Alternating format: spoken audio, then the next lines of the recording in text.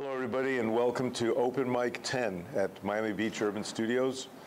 I'm Robert Zuckerman, and we're here on the 10th open mic. That means we've been doing this for 10 months. Sometimes we've had very big audiences, sometimes not, but we keep going here. This is something that I'm doing as part of my affiliation with Miami Beach Urban Studios, and I wanted to formulate this open mic as a way of creating an avenue of self-expression in a safe room for people to do that, and also for empowerment, for recognition, and for fostering and nurturing the creative part of ourselves. Being in a college environment here, the emphasis is sort of on the academics, but I feel this is a very important part of our development as people to be able to express ourselves. So I came up with this idea of open mic, and I'm very grateful for John Stewart and the other people here for supporting this and allowing this event to happen.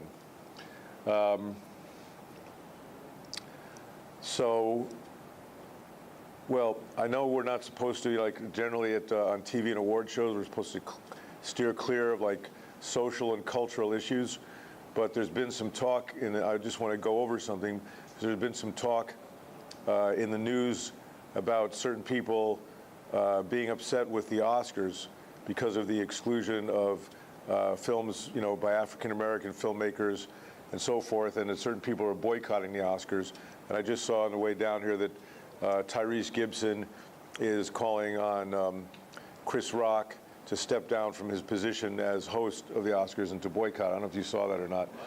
But anyway, and then the response from the Oscar committee is, well, we just go by the best films. We just go by what's the best films. And, on the face of it, that's something that I feel, okay, that's a point. But on the other hand, the Oscars are not just about films, and we live in we're in a world today where we have an opportunity to improve things on a daily basis, and it's more about the big picture. So sometimes it's like, well, okay, maybe I didn't feel that, but it's more about the big picture, and we've been faced with a lot of issues of racism today is still existent. We think though, so we had Little Rock in 1954 and Dr. King in the 60s and so forth.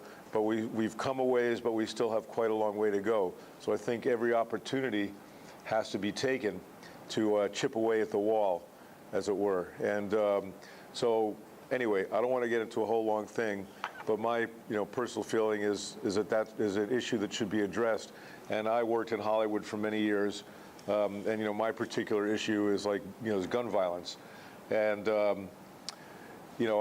made my living on films that had a lot of gratuitous violence in them because I had to support my family, but I always felt like I was sort of compromising myself to do that. And I feel that Hollywood they've done some really great films, but they've fallen short of, in their responsibility to the world and social responsibility. And this is another issue.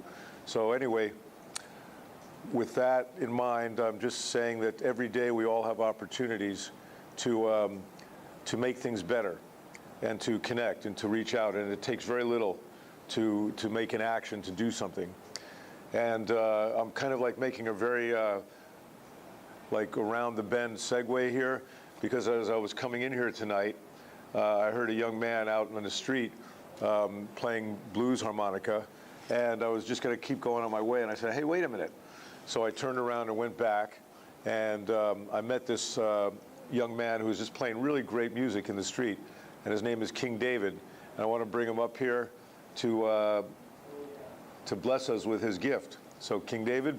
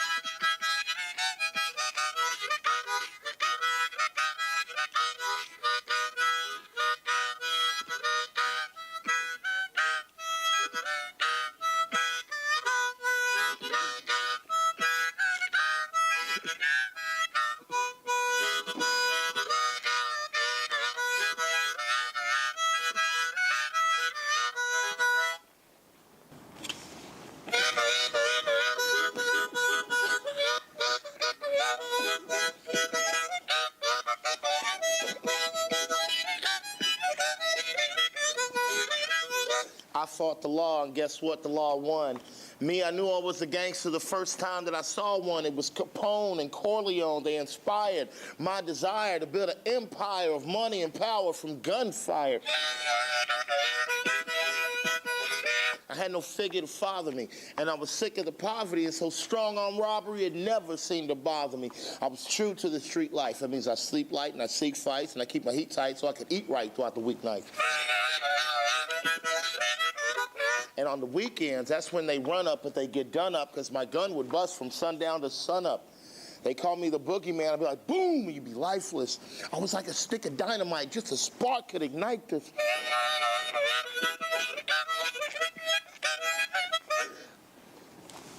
They called me the ground filler, the wig splitter, the Beretta carrier, the chest wetter, with little regrets when I bury you. I was extremely hated because I was affiliated with gangs. I was the premeditated murderous predator with fangs. I was frustrated because the government aided, halted, so economically persuaded, aggravated assaults. That's my trade.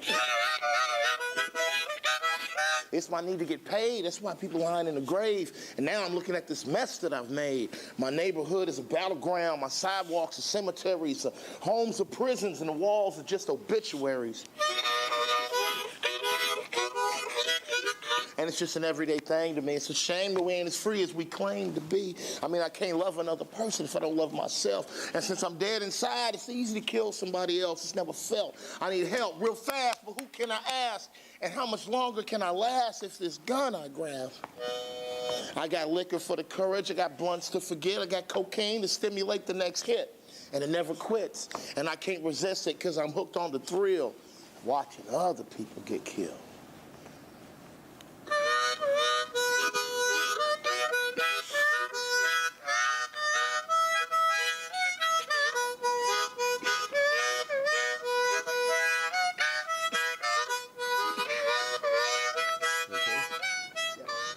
That was clearly a case of getting more than I expected.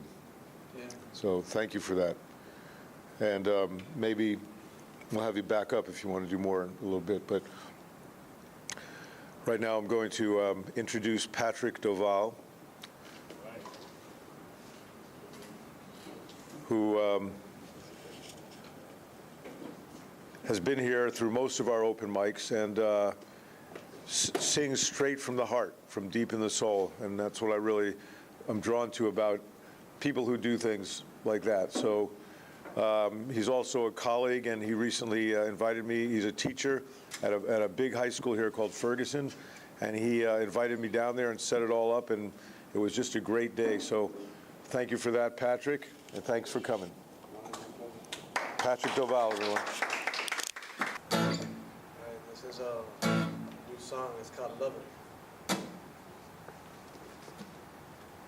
I love everything about you. Your eyes so beautiful. Your eyes of love. Why do you look so worried? Why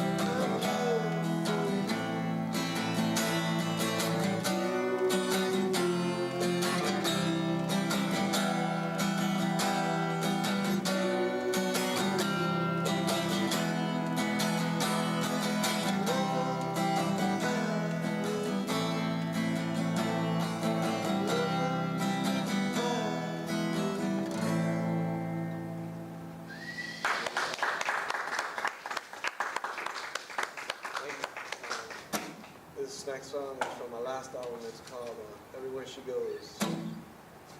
It's a fun song.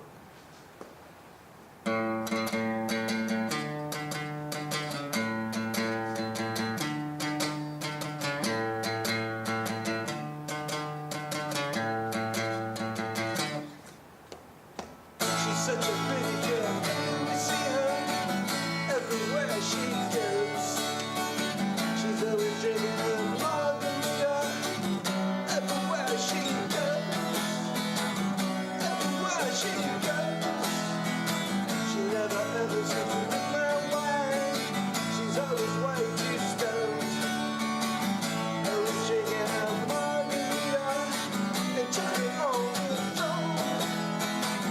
Turning on the phone. And little baby, please look at me. Or am I just too small? I guess she needs another margarita. And maybe she'll notice me. I'm here, no, on a Friday night. Pretty baby, come and soak your fucking mind. Pretty baby, come and with me tonight. Yeah, yeah.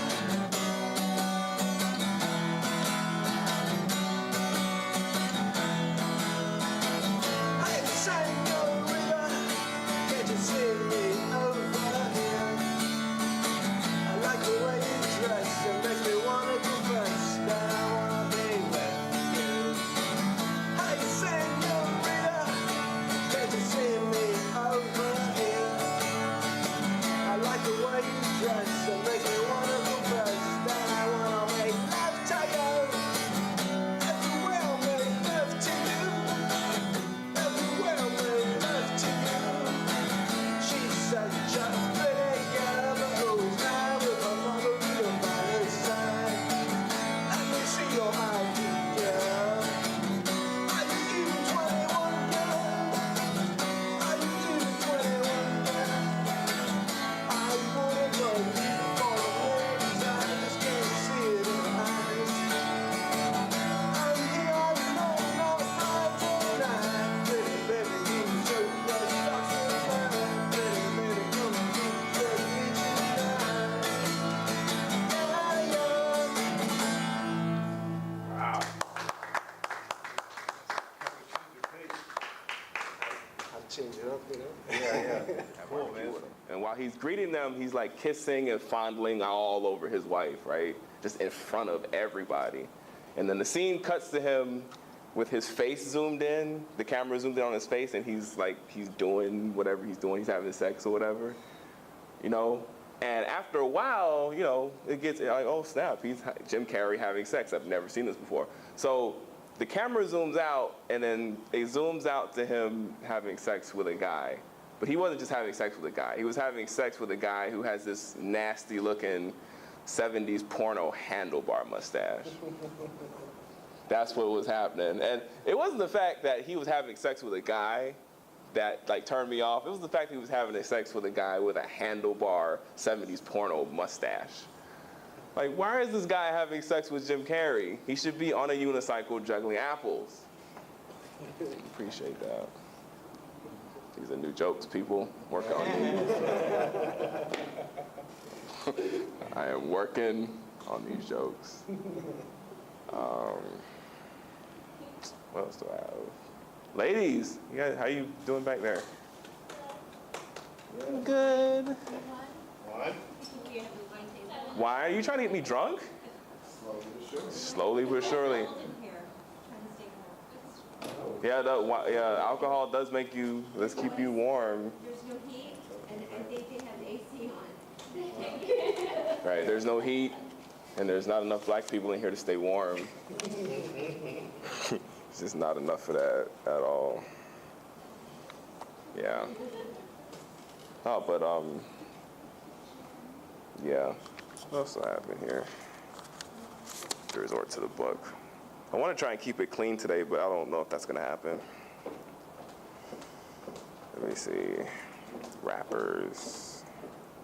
What No. about speed dating? Maybe do that? Have I speed dated before? No, but I've been on Tinder before. Been on that for about a week. I sucked. Have you ever been on? Has anybody been on Tinder and then they get on there and they see somebody they know on Tinder, like their aunt or their mother or something like that? It's the weirdest thing ever. I don't know if I should swipe right or left. I don't know, man. It's crazy. No, I've been on Tinder before. I'm actually on this thing now called Soul Swipe. It's like Tinder for black people. Pretty cool. So you don't have that problem. You walk up to anybody, hey, I'm Jeffrey. And they'll fall to their knees like, oh, Jeffrey. You're not even denying it, like it's true. Like, you're like, it's this, he's telling the truth. This happens to me on a regular basis. You're not even denying it.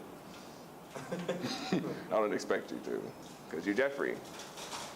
And you got, like, Jeffrey the butler from Fresh Prince of Bel-Air's name. That's associated with you, so you like all types of cool. It's ironic, right? That's not ironic, that's cool. No. It could be ironic. I don't know. Jeffrey from Fresh Prince was good. He was a good character.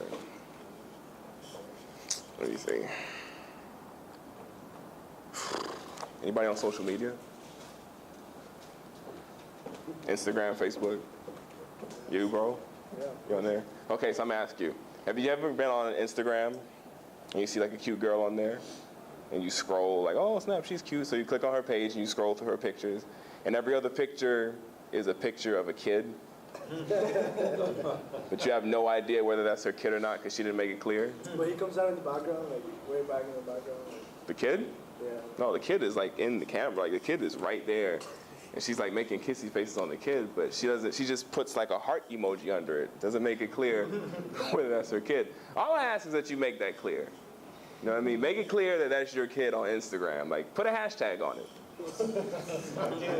You know what I mean? Hashtag my child. Hashtag team no abortion. Something that lets me know that that's your child, man. I saw two guys at the door. I thought they were gonna come in. Oh, maybe they are. Yo! Welcome, black guy and white guy. I don't know who's token tonight, though. What's going on, man? Do you want, bro, yo, do you want me to walk up the street with you with this guy so he can look like the token white guy? You want that to happen tonight? Because I can make that happen. No, he's like, no. Don't do that. Just kidding. How y'all doing, though? Y'all good? Y'all coming from school, class? You drove all the way from Fort Pierce. What? Yeah. It was too cold up there, huh? Nah, it didn't. told them about the advantage we're going to even come, so yeah. Cool. I feel like I've seen you somewhere before. Maybe here. Maybe here. It was here. And he's all over. He's on a lot on Facebook and social media. Oh, snap. I think I saw you at FIU one time. Yeah. And there was a play. Yep. At that play, Yes. that one play. I remember. I think I remember that. You didn't see me though, because I was in the audience. But I saw you. I know the play you're talking Not a stalker. I'm not stalking you. about. That is creepy, but I'm not a stalker. I'm the creepy guy, remember? So for the two ladies in here, did any of y'all go to the gym? Dang, not at all. Have you gone to the gym once in your life before? I don't like it. It's like a zoo. How's it a zoo? The gym? Yeah, the gym. Yeah. But you're not telling me how it's a zoo. I'm so confused. You don't agree? Do you agree with that? So I haven't been to the gym in a while. But it is crazy. It's so, yeah. I'm not even gonna do that joke. I'm not even gonna do the joke I was gonna do. Yeah. Just compared the gym to a zoo, which I guess makes sense. There's a lot of big crazy guys making noises in there, and there's a lot of that going on. So maybe that's what you mean by it's a zoo, huh? You go to the gym. I do, but it's not like Gold's Gym, where dudes are like throwing weights on the ground and high-fiving people and smacking each other on the asses. It's not that type of gym. You know, it's U-Fit. It's like everybody's in there. You know? Yeah, the joke I was gonna do wasn't gonna work because I hadn't gone to the gym in a while, if ever.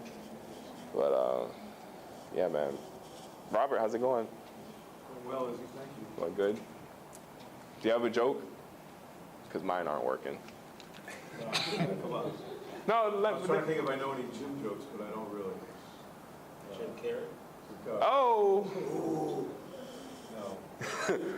No. That'd have been pretty cool. Like, what type of carry goes to the gym? I don't know. Jim Carrey. That was bad. That was a terrible joke.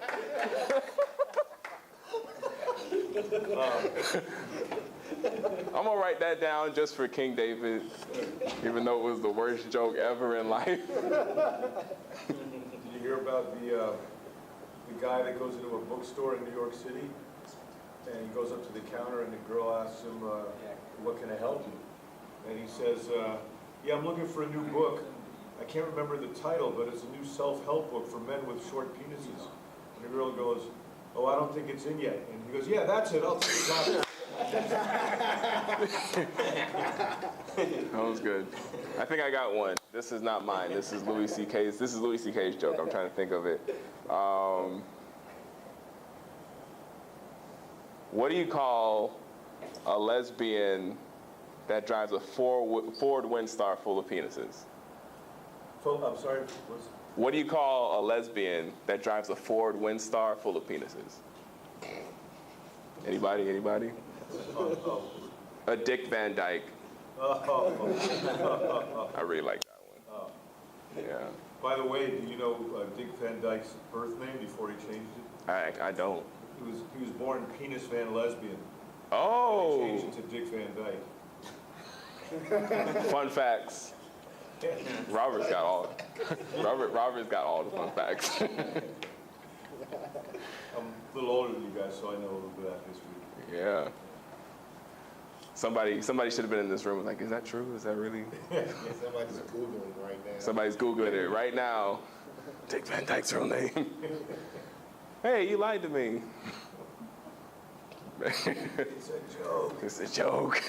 It's not true. Oh yeah, man. What's am I thinking about?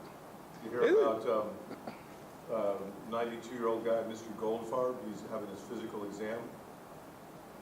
And in the middle of the exam, the doctor tells him, "I'm sorry, Mr. Goldfarb, but you're going to have to stop masturbating."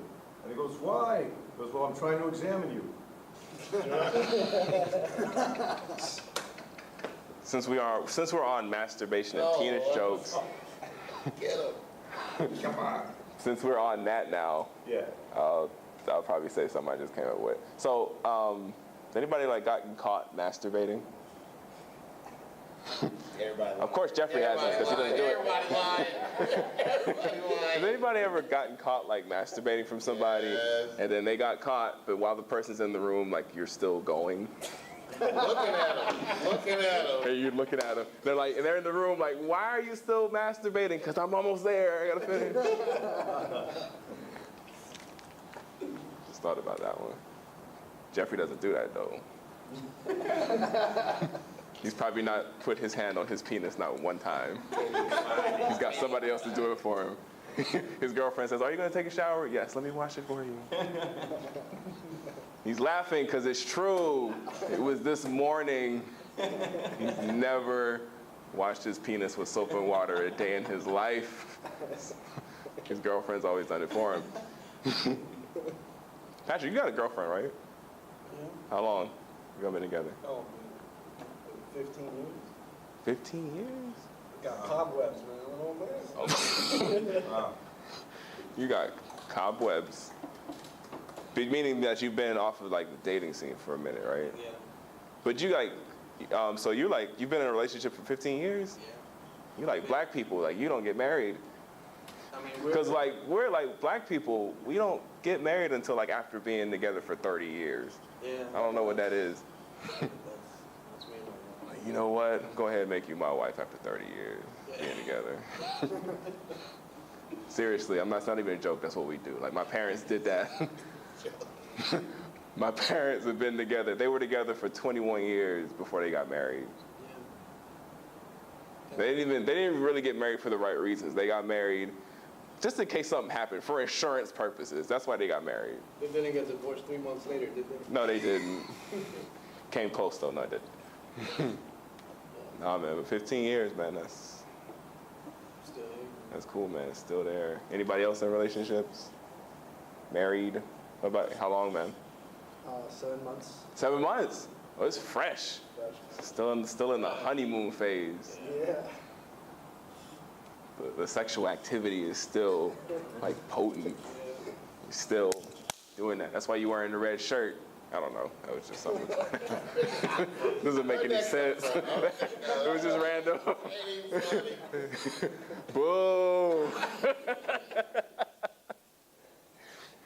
What does it have to do with my relationship? It's just cold outside. That's why I'm wearing it. That's cool, man. 7 years? 7 months. 7 months. Oh. You're so happy. I thought it was 7 years. Like you said 7 months, but I associated with 7 years because you had a smile on your face. If you would have said like 7 months and you were like 7 months, I'd be like, dang, 7 days and you can't stand this chick. So I'd be like, you in a relationship, man? Just playing the field. Cause he's Jeffrey. Yeah. What about you, man? He's like, nah, I don't do that. I just got out of it. You just got out of one? I'm not gonna put your business out there. It only lasted like a month. Oh, so it was a month-long relationship. Yeah. Not easy. It'd be like that, man. Like you can't, you find somebody and you think they're cool, and then after a month they turn out to be totally crazy and they put a knife to your face. I mean, it's life. Sometimes it happens. Ain't happened to me though, but it almost did, but no.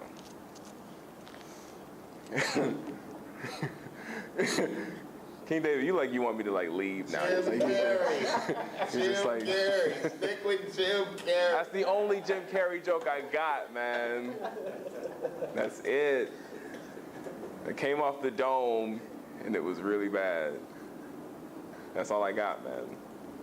That Jim Carrey joke. It's a janitor. Okay, let me see. I'm really trying to like think of other stuff.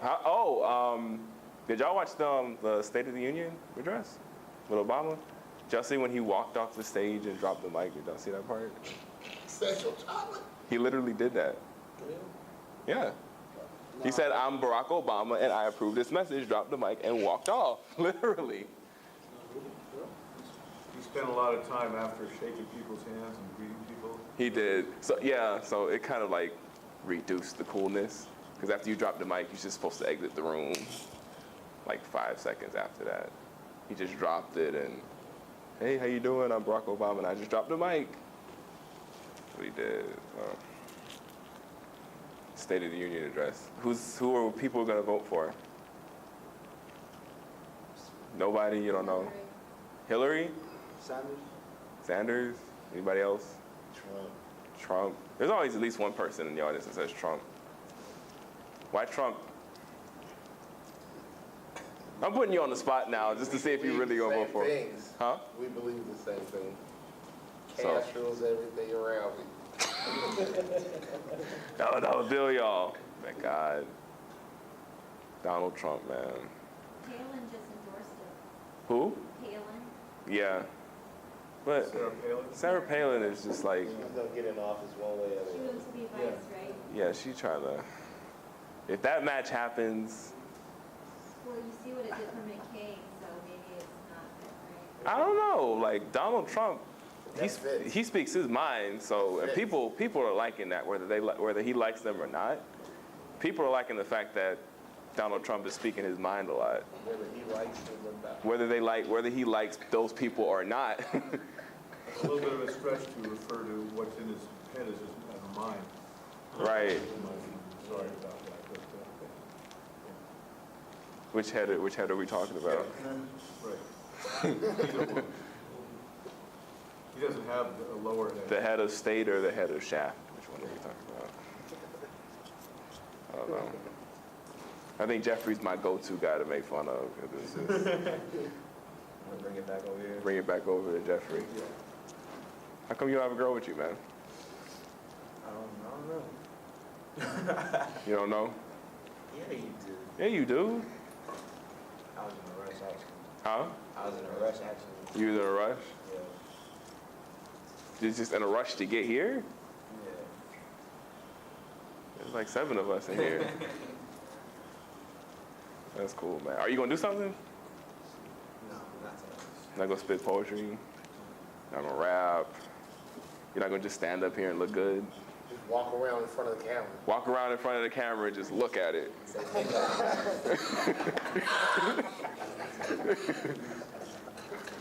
Put this on YouTube. Hello, YouTube yet? I think that was like one of the strongest laughs I had all night, aside from that Jim Carrey joke. You really like that Jim Carrey joke? We have a very special guest tonight, Sean from Fort Pierce. He's going to come up and give us some lyrical wizardry, I understand, right? Yeah, something like that, yes. He came all the way down from Fort Pierce to be here, so please give a warm welcome to Sean. I basically do rap for Jesus, you know, that's why I do this. I used to do it for like 10 years before that, you know, getting drunk and getting high and telling lies and stuff like that. So, you know, now I just switch it up, similar to what he does. So, but yeah, it's just about some of the stuff that I've been through in this first one. So, all right. I'm sitting back and thinking on life, what was it like? Almost remember dwelling on nights cold as December. Eventually it came into pass, feeling it's meant to be. I used to be possessed, inviting demons up into me. Didn't realize your boy was deceived, through to perceive from the ritual. Praying to Jesus, tripping on chemicals, thinking that I followed his will. Run with the spirits, God was speaking, but blinded by light, I couldn't hear it. I would enter, serving the devil, thinking I'm not. Once my mind started racing, it wasn't easy to stop. The reality of witchcraft only bringing confusion. Visions of oasis, mirages, really illusion. Seeming that it's real, increasing number of pills, just the zone. Escaping the pain of being alone. I'm living like a thief in the night. I couldn't pay anything it cost me to mean this feeling would stay. Night turns into day, another memory fading. I'm feeling for the power as darkness and light is shading. I feel I'm getting close to my dream is fading away. Reality's approaching, the feeling starting to stray. I knew it ain't forever, I'm praying that it could last. I'm striving for my purpose, the sorcery is part of the task. I try to do it my way, it almost costed my soul. I'm never going back, in Jesus Christ I'm a hold. I used to think that I could see in heaven through my red eyes. I couldn't see the kingdom through dreams, I saw through dead eyes. A thirst, I was chasing oases in the skies, hypnotized by delusions, illusions concealing lies. Inhaling smoke from the burning trees, enslaved to sorcery, consuming pills. Put my mind in a trance, thought I could see. Blinded by the fallen angel of light. Deep in the night, desperation had my mind overtaken in my delight. Blood in my eyes had distorted my sight. Thought I was right, thought I was rising. Scripture I was despising into my plight. Said I'm closer to my destiny, was headed for fate. I thought I knew the love of God, I was corrupted with hate. Cause there's a way that seems right, but the ending is death. So now I put my faith in Christ, he's sustaining my breath. You couldn't tell me that the Lord isn't real. I couldn't feel you, Jesus' blood saved my soul when I should have been killed. Night turns into day, another memory fading. I'm feeling for the power as darkness and light is shading. I feel I'm getting closer, my dream is fading away. Reality's approaching, the feeling's starting to stray. I knew it ain't forever, I'm praying that it could last. I'm striving for my purpose, the sorcery's part of the task. I try to do it my way, it almost costed my soul. I'm never going back, in Jesus Christ I'm a whole. What was the last verse?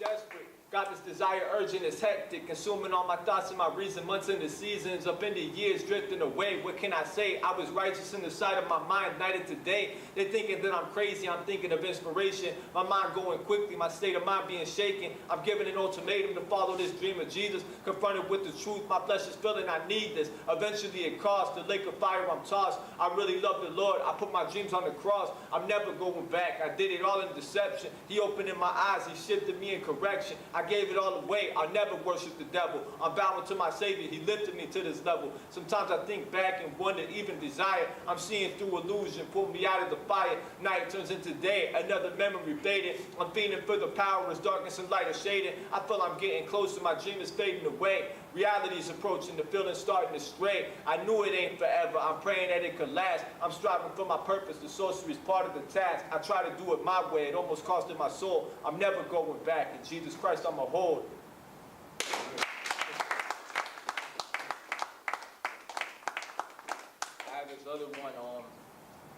I know a lot of people don't like to go to church because they're tired of fake people.